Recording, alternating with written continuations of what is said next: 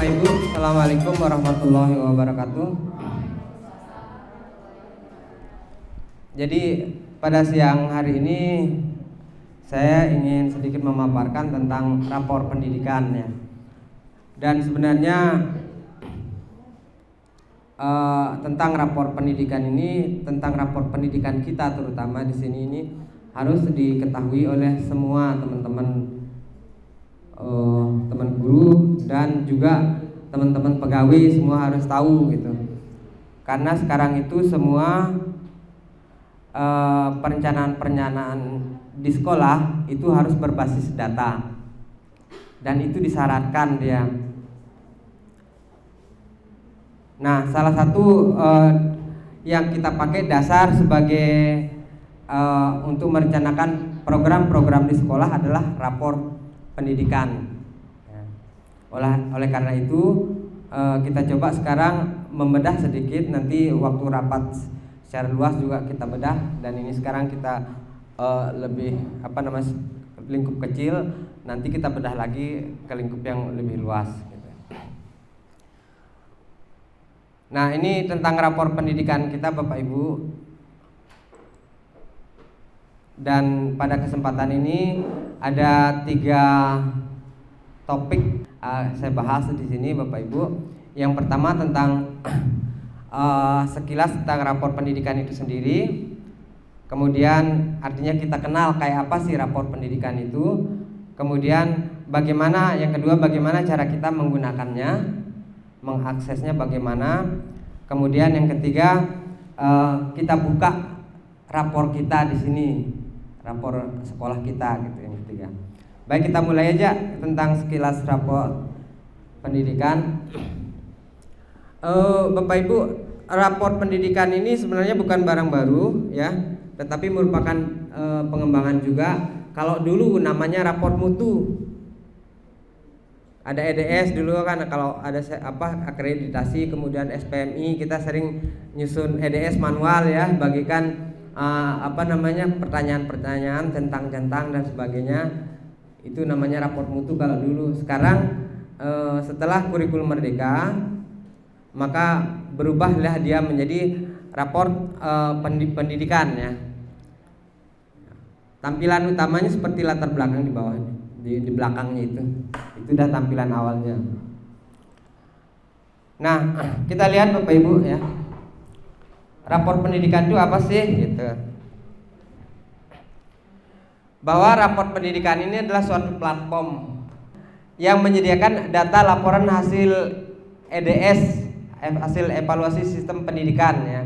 Kalau dulu namanya EDS atau evaluasi diri sekolah, yang berisi pertanyaan-pertanyaan yang kemudian kita centang-centang, kemudian muncul hasilnya, ternyata sekolah kita seperti ini gambarannya, fotonya gitu.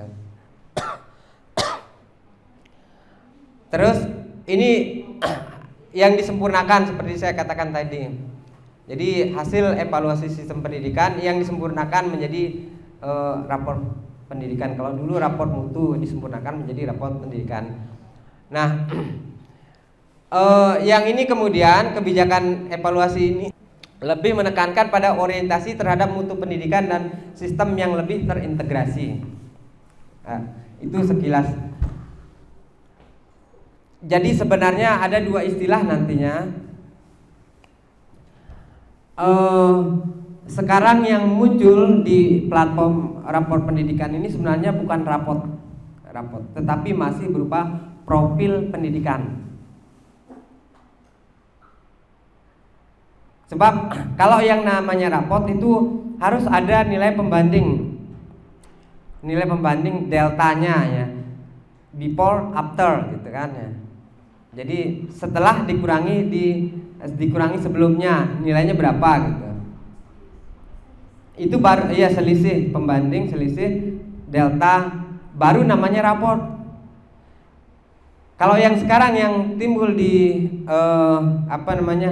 di platform rapor pendidikan itu masih berupa profil. Profil itu artinya gambaran secara umum tentang suatu satuan pendidikan. Sebab yang muncul di sini sekarang adalah hanya data 2022. Ya, nanti kalau muncul data 2023 itu dibandingkan 2022 dan 2023 ketemu hasilnya, itulah raport. Jadi sementara yang sekarang yang kita lihat di raport pendidikan itu adalah sebenarnya profil pendidikan ya. Kita bisa lihat bedanya ya. Kalau profil pendidikan itu layanan komprehensif sama dah kayak tadi tuh. Jadi berupa gambar yang merupakan gambaran dari hasil evaluasi, artinya gambaran potret sekolah kita itu namanya raport. Sedangkan kalau raport profil ya tadi, kalau raport pendidikan ini, jadi kalau profil kan menyeluruh ya, tapi kalau raport ini dipilih beberapa indikator-indikator yang dipilih. Dari profil itu banyak indikator-indikatornya. Kemudian kalau yang raport itu dipilih beberapa indikator. Nanti kita lihat indikatornya apa saja gitu. Ada ada berupa GTK, terus mutu belajar, kemudian kondisi lingkungan sekolah, itu semuanya.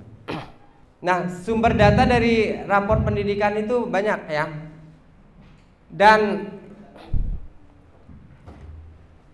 sekolah tidak perlu repot-repot mencari data gitu maksudnya. Kalau dulu kayak kita pakai EDS itu kan, kita ngisi data berupa pertanyaan-pertanyaan yang kadang-kadang juga pertanyaan itu kita sendiri nggak ngerti kan Pak War ya, nggak ngerti kita pertanyaannya saking belibet gitu, panjang kayak soal-soal hot gitu. Nah, sekarang kita tidak perlu lagi menjawab pertanyaan-pertanyaan seperti itu. Tapi data-data yang ada pada raport pendidikan itu sudah diambil secara otomatis. Pertama dari nilai hasil asesmen nasional. Ya, AN kemarin itu. Jadi kalau misalnya raport pendidikan tahun 2022, maka itu dasarnya adalah hasil asesmen nasional tahun 2022. Yang kemudian diambil langsung dari Dapodik. Secara otomatis terintegrasi dari Dapodik. Jadi tentang gurunya, kemudian tentang siswanya berapa, terus sarprasnya kayak apa dan sebagainya, itu diambil datanya dari Dapodik. Jadi betul-betul akurat ya. Kemudian yang ketiga, dia ngambil dari nilai UKG. UKG kita rata-rata online gitu. Dari SIM PKB, data-data guru dari SIM PKB itu diambil di sini. Kemudian banyak juga data-data lain dari platform yang relevan yang dibutuhkan. Nah, sehingga kita bisa untung dari raport pendidikan ini. Yang pertama, bisa kita jadikan sebagai referensi utama dasar analisis perencanaan. Bisa kita jadikan itu sudah jadi dasar kita merencanakan program-program sekolah. Kenapa kita bisa merencanakan? Karena sumber datanya yang valid tadi itu, di tengah-arang gitu. Ya, nilai anak kita lihat tingkat numerasi kita gitu, tidak perlu kita tes anak untuk baca, berhitung dan sebagainya. Sudah langsung ada dari hasil tesnya pada asesmen nasional kemarin. Ya. Kualitas mengajar di kelas tidak perlu kita anukan, sudah langsung ada dia. Ya. Sehingga bisa kita jadikan sebagai referensi utama. Nah, yang kedua, kenapa kita bisa untung? Karena memang satu-satunya platform untuk melihat hasil asesmen nasional. Kemudian yang ketiga, sumber datanya objektif. Nah, kayak tadi udah. Terus instrumen pengukuran untuk evaluasi sistem pendidikan secara keseluruhan, baik untuk evaluasi internal maupun eksternal. Terus alat ukurnya berorientasi pada mutu dan pemerataan hasil belajar. Artinya orientasi utama dari raport pendidikan ini adalah output.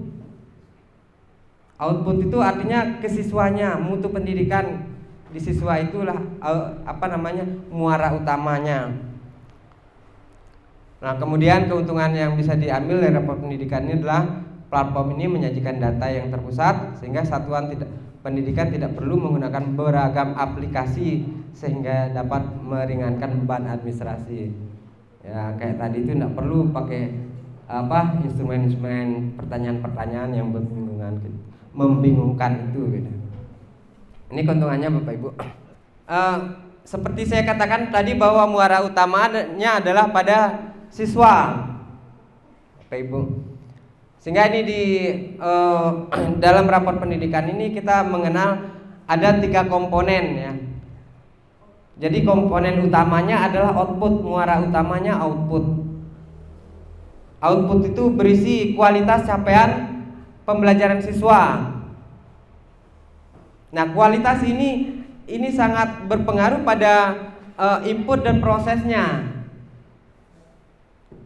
Ya, input itu berupa kualitas sumber daya manusia dan sekolah, kemudian prosesnya adalah kualitas belajar siswa. Nah, pada output ini komponen. Jadi ini yang atas ini namanya komponen ya, komponen output, proses sama input ini. Ini namanya komponen. Nah, masing-masing komponen ini memiliki dimensi. Ini yang dimensinya yang tajam-tajam coklat nih. Ada 5 dimensi. Ini namanya dimensi rapor pendidikan. Ada dimensi A, dimensi B, dimensi D, dimensi C, dan dimensi E. Bisa dijelaskan bahwa muara utamanya adalah pada dimensi A, yaitu mutu dan relevansi hasil belajar murid. Itu hasil akhirnya yang diharapkan ya. Pokoknya peningkatan mutu belajar murid itu hasil akhir. Nah, hasil akhir ini tergantung sekali dengan input dan prosesnya. Dimensi E, dimensi C dulu ya, berupa komponen input itu kualitas sumber daya manusia. Artinya tingkat mutu pembelajaran siswa itu sangat tergantung sekali dengan kualitas yang ngajarnya gitu, guru misalnya. Yang pertama dari guru dan sama pegawai tenaga pendidikan. Kalau gurunya bagus kompetensinya, insya Allah akan diikutin secara tidak langsung, akan langsung berpengaruh pada siswanya, mutu pembelajaran siswanya. Jadi guru yang pintar ngajar, guru yang punya kompetensi yang tinggi, tentunya akan menghasilkan ke proses pembelajaran yang bagus di kelas. Kalau udah bagus pembelajarannya di kelas, otomatis siswanya juga pintar kan. Itu makanya kita tidak bosan-bosannya mengajak diri kita dan yang bisa kita ajak supaya tidak bosan-bosan untuk terus belajar kan. Kayak ini kan kita belajar supaya kompetensi kita sebagai pendidik itu bisa meningkat. Ya. Supaya kita tidak lagi bingung apa sih perbedaan antara metode belajar dengan model pembelajaran kan gitu. Contoh-contoh itu. Nah, kemudian begitu juga dia berpengaruh dari sisi manajemennya. Ini sekolah, pengelolaan sekolah yang partisipasif, transparan dan akuntabel. Itu kalau itu ranahnya saya misalnya. Yang ini dimensi E nih Bapak Ibu. Nah, kalau udah itu kompetensi bagus, otomatis kualitas belajar murid juga akan bagus, sehingga berpengaruh pada mutu dan relevansi pembelajaran. Dan hasil akhirnya insya Allah ada pada dimensi A. Sementara dimensi B ini, sehingga saya lingkari di sini Bapak Ibu, ini bukan ranah kita. Ini adalah ranahnya pemerintah daerah, Dinas Pendidikan Kabupaten. Jadi kalau ini kan nanti dibaca rapor pendidikan Lombok Timur, oh ternyata begini-gini. Nah, itu dia akan meratakan, oh ternyata sekolah A mutunya bagus, sekolah B mutunya bagus. Nah, itu ranahnya dinas sudah untuk memeratakan. Oh, kalau dia sini bagus gimana supaya di B juga bagus, guru-gurunya dipindah situ dan sebagainya, seperti itu. Itu ranahnya dinas. Kalau sekolah itu sampai dimensi A. Paham ya Bu Ibu? Kita lanjut. Nah, itu sekilas tentang rapor pendidikan ya. Bagaimana kita menggunakannya? Sekarang topik kedua kita gunakan. Jadi pertama Bapak Ibu, kita bisa langsung ke linknya. Kita buka linknya di browser kita dengan alamat raporpendidikan.kemdikbud.go.id. Kalau mau cepat pencarian tinggal ketik rapor pendidikan, enter, udah keluar dia. Nah, pas keluar pertama di sini Bapak Ibu akan tampilan seperti ini di belakang ini. Nanti kita coba kalau ada waktu ya. Hanya saja sampai saat ini Bapak Ibu yang bisa mengakses masuk ke rapor pendidikan ini adalah akunnya kepala sekolah. Nah, kepala sekolah sama operator katanya, cuma operator belum saya coba. Belum diberikan akses kepada guru secara umum. Jadi kepala sekolah, sehingga nanti saya bukakan Bapak Ibu isinya seperti apa. Tetapi kalau misalnya melihat secara publik, artinya kalau mau masuk ke akun melihat profil sekolah kita misalnya SMP 3 secara lebih detail itu harus melalui akun kepala sekolah. Nggak bisa misalnya Bapak Ibu melihat secara langsung, oh ternyata nilai kita di bidang ini segini, nggak bisa. Harus masuk lewat akun kepala sekolah. Kalau melihat data secara umum bisa Bapak Ibu klik lihat data publik. Ya, secara umum dia gambaran nanti dipilih per wilayah. Misalnya di Lombok Timur wilayahnya seperti apa, lebih umum dia bisa Bapak. Kalau ini dia bisa dilihat sama Bapak Ibu, tinggal klik ini. Jadi kita buka alamatnya raporpendidikan.kemdikbud.go.id. Terus kalau udah terbuka, kita klik lihat data publik, maka Bapak Ibu bisa mengakses. Kalau yang ini, yang biru, lihat hasil satuan pendidikan atau hasil satuan atau dinas pendidikan, itu harus melalui akun kepala sekolah, akun belajar kepala sekolah. Lanjut. Nah, gini dia tampilan depannya. Setelah kita buka ini, setelah rapor pendidikan itu dibuka, muncullah gambaran sekolah kita, nilai-nilainya seperti apa. Nah ini yang terbaru, karena tadi saya buka ini seperti ini dia Bapak Ibu. Di interface atau purwarupa katanya ya istilahnya, tampilan dari aplikasi itu seperti ini. Ada berisi ringkasan, ada unduhan, ada glosarium, ada pusat bantuan. Kalau ringkasan ini berisi, ini dia ringkasan ini berisi ikhtisar atau rangkuman dari hasil sekolah kita. Kemudian kalau unduhan ini nanti untuk mendownload profil nilainya secara dalam bentuk file, bisa diakses, bisa kemudian kita olah secara offline. Ini nanti di unduhan ini akan berisi 3 file yang bisa diunduh di sana. Yang pertama file rapor pendidikan, yang kedua rekomendasi pendidikan, yang ketiga adalah uraian kegiatan. Itu dalam bentuk file Excel. Nanti kita lihat. Ini halaman depannya ya. Nah, ini yang kedua, berikutnya ya. Ini dah isinya. Nah, mana yang pertama? Terus ini halaman berikutnya di bawah ini dia. Ada kemampuan literasi, numerasi, indeks karakter. Ini nilai kita masih oranye. Nah, nanti di sini ada 3 warna ya, 3 sampai 4 warna. Ada warna merah, ada warna kuning, ada warna hijau. 3 kalau nggak salah. Ya. Yang merah itu artinya udah merah sudah. Perlu dimenahi. Yang kuning perlu peningkatan misalnya. Yang hijau aman. Nah, rata-rata literasi, untuk nilai literasi dan numerasi itu kita berada di warna kuning di banyak sekolah, di semua rata sekolah.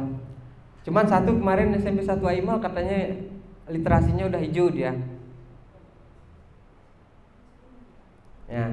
Nah, artinya nanti PR kita Bapak Ibu, kita udah tahu gambaran sekolah kita gini ya.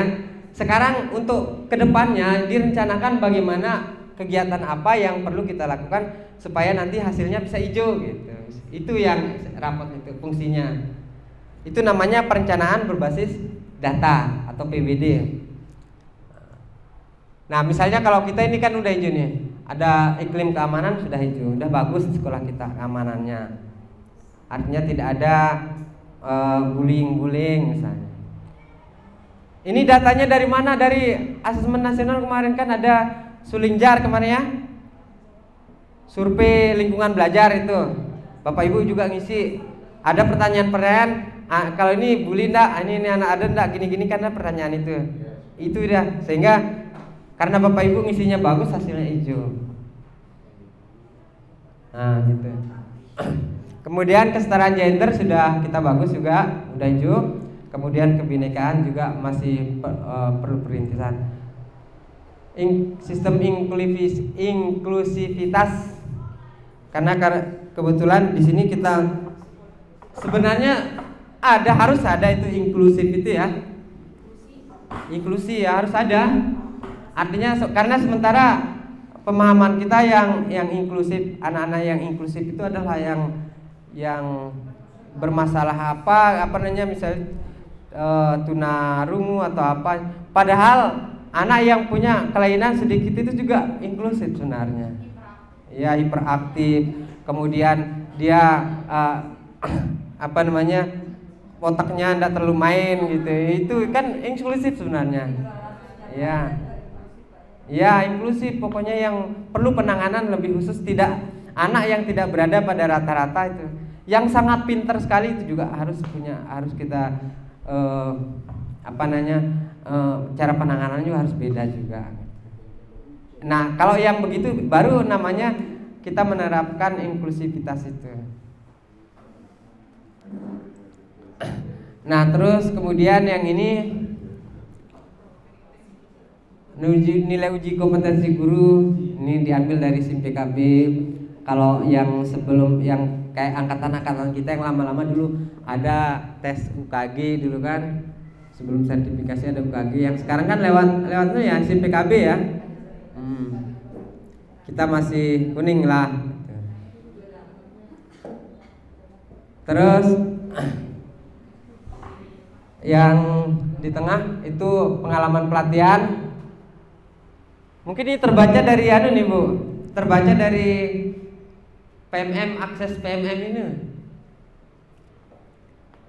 Ya, jadi artinya walaupun kita banyak sekali pelatihan kan, tapi kan tidak terlapor ke sana, ke pusat kan gitu. Kalau kita menggunakan platform Merdeka Mengajar, pelatihan di sana pelatihan mandiri, otomatis langsung terbaca di situ. Nah, itu makanya saya selalu mengajak Bapak Ibu, ayo PMM itu ayo kita selesaikan, kita cicil. Kalau mentok di aksi nyata, ini udah aksi nyata nih kan, nanti tinggal kita upload. Nanti mudah-mudahan tahun depan pelatihan ini akan menjadi hijau gitu, karena kita sudah banyak yang sampai tuntas PMM-nya. Nah, kalau yang ini karena memang kita nol nih Pak Azhar, proporsi GTK penggerak, kepala sekolahnya bukan guru penggerak, guru-gurunya belum ada yang guru penggerak gitu. Ya, mudah-mudahan kedepannya kalau ada bukan lagi silahkan Bapak Ibu daftar. Sebab sekarang itu guru penggerak itu sangat diperhatikan terutama untuk karir.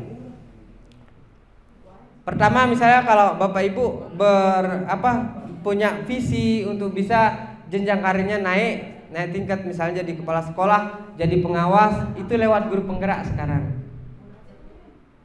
Sehingga kedepannya kayaknya banyak yang muda-muda kepala sekolah nanti, karena berasal dari guru penggerak. Kalau kita kan udah nggak bisa, ini udah di atas 50 nggak bisa daftar dah. Ya.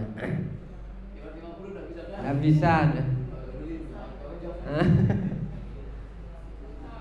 Iya. Terus banyak lagi teman-teman guru penggerak kan udah ningkat terus karirnya ya. Artinya bukan saja dia mentok di guru penggerak, dia kemudian jadi asesor juga, asesor PPG gitu. Dia yang menjadi yang menyeleksi yang lulus enggak PPG itu, kayak guru penggerak yang kita di Sukamulia 1 misalnya, dia ikut gitu. Terus Pak Masrur itu yang di SD di Kedatu itu guru SD, dia guru penggerak, sekarang jadi asesor PPG. grup pamong, pokoknya banyak sekali. Jadi Bapak Ibu yang muda-muda saya dorong kalau ada bukaan cepet aja.